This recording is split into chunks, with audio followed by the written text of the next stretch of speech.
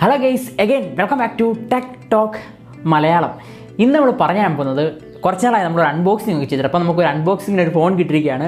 Vivo Z1 Pro എന്ന് പറഞ്ഞ ഫോണാണ്.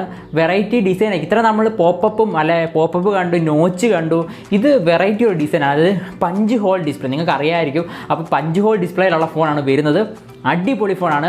അപ്പം നിങ്ങൾക്ക് ബഡ്ജറ്റ് ആഗ്രഹിക്കുന്നവർക്ക് അടിപൊളി പെർഫോമൻസ് തരുന്ന ഒരു കിടിലൻ ഫോണാണ്, നിങ്ങൾക്ക് യൂസ് ചെയ്യാം. അപ്പോൾ അതിൻ്റെ കുറേ കാര്യങ്ങളും അതിൻ്റെ കുറച്ച് പോരായ്മകൾ എല്ലാത്തിനും കാണില്ല. അപ്പം ഇതിനും ചെറിയ പോരായ്മകളുണ്ട്, ഗുണങ്ങൾ ഒത്തിരി ഉണ്ട്. അപ്പോൾ നമുക്ക് നോക്കാം. നിങ്ങൾ ഇങ്ങനെ ഒരു ഫോൺ ബഡ്ജറ്റിൽ അടിപൊളി ഒരു ഫോൺ വാങ്ങിക്കാൻ ആഗ്രഹിക്കുന്നതാണെങ്കിൽ മൊത്തം കാണുക. അൺബോക്സിങ്ങും ഫസ്റ്റ് ഇംപ്രഷനും എല്ലാം ഉൾപ്പെട്ട ഒരു വീഡിയോ ആണ്. അപ്പോൾ നമുക്ക് വീഡിയോയിലേക്ക് പോയേക്കാം.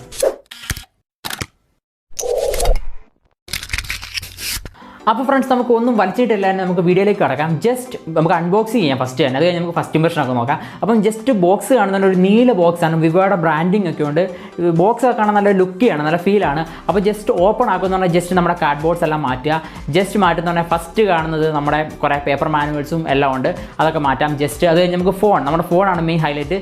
ബ്ലൂ കളറാണ് നമ്മുടെ ഫോൺ വരുന്നത്. കിടിലൻ ലുക്കാണ്. കാരണം ഒരു ലൈറ്റ് റിഫ്ലക്റ്റ് ചെയ്യാനായിട്ട് നല്ല രീതിയിൽ ലൈറ്റ് റിഫ്ലക്റ്റ് ചെയ്യുന്ന ഒരു ഡിസൈനാണ് കൊടുത്തിരിക്കുന്നത്. ക്യാമറ ഹൈലൈറ്റ് പറയുകയാണെങ്കിൽ 3 ക്യാമറയുണ്ട്. അതിൻ്റെ ഡീറ്റെയിൽസും ഒക്കെ പറയാം. അപ്പോൾ നമുക്ക് ഏതൊരു ഫോൺ എടുത്താലും നമ്മൾ നോക്കുന്നത് പ്രോസസ്സറാണ്. ഇതിൻ്റെ പ്രോസസ്സർ വരുന്നത് സ്നാപ്ഡ്രാഗൻ്റെ 712 ആണ്. അത്യാവശ്യം മിഡ് റേഞ്ചിലെ കിടിലൻ പ്രോസസ്സറാണ്. ഞാൻ യൂസ് ചെയ്യുന്ന റിയൽമി XT ഏകദേശം 17-18 റേഞ്ച് വരുന്ന ഫോണിലുള്ള പ്രോസസ്സറാണ്. അപ്പം ആ ഒരു റേഞ്ച് വരുന്ന ഫോണിൽ കൊടുത്ത പ്രോസസ്സർ ഈ ഒരു സ്മോൾ റേഞ്ച് ബഡ്ജറ്റ് കിട്ടുവാണെങ്കിൽ അത് കിടിലൻ തന്നെയാണ്. അപ്പം സ്നാപ്ഡ്രാഗൺ 712 അടിപൊളി പ്രോസസ്സറാണ്. റാം വേരിയൻറ്റ് ഇത് 6GB 64GB വേരിയൻ്റാണ് വരുന്നത്.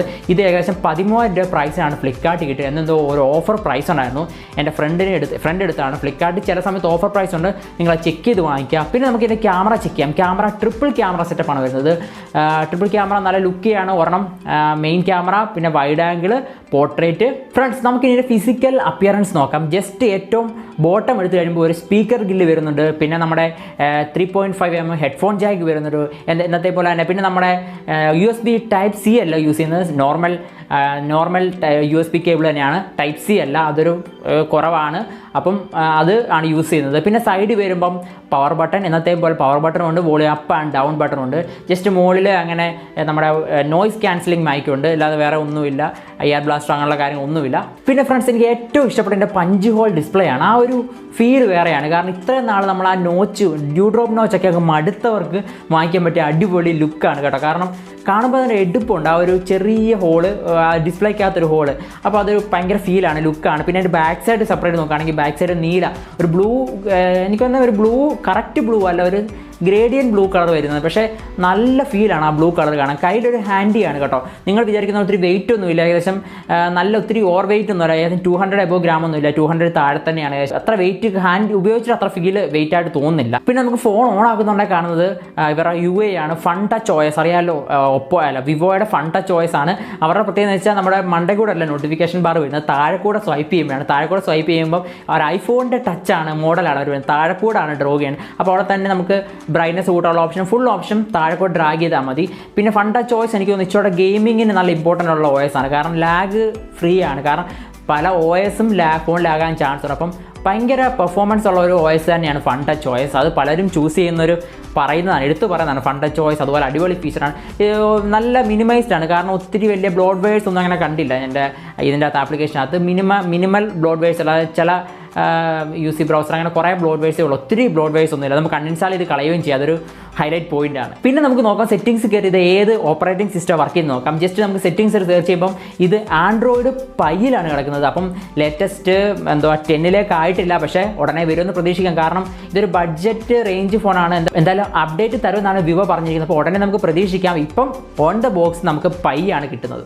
ഫ്രണ്ട്സ്, നിങ്ങൾക്ക് ഒരു ബഡ്ജറ്റ് ഫോൺ ന്യായമായിട്ട് വിലയ്ക്ക് നല്ല പെർഫോമൻസോടെ കിട്ടണമെന്ന് ആഗ്രഹമാണെങ്കിൽ ധൈര്യത്തോടെ വിവോ Z1 Pro വാങ്ങിക്കാം. കാരണം അതിൻ്റെ പ്രോസസ്സറാണ് മെയിൻ ഹൈലൈറ്റ്. കാരണം ഒരു ജീനിയസ് അല്ലെങ്കിൽ നല്ല ബുദ്ധിമാനായ ഒരാൾക്ക് ഏതൊരു അപകടവും ഏതൊരു പ്രശ്നങ്ങളും തരണം ചെയ്ത് പോകാൻ പറ്റും. അതുപോലെ തന്നെയാണ് ഒരു നല്ല പ്രോസസ്സറുള്ള ഫോൺ. ഒരു തമാശ രീതി ഞാൻ പറഞ്ഞാണ്.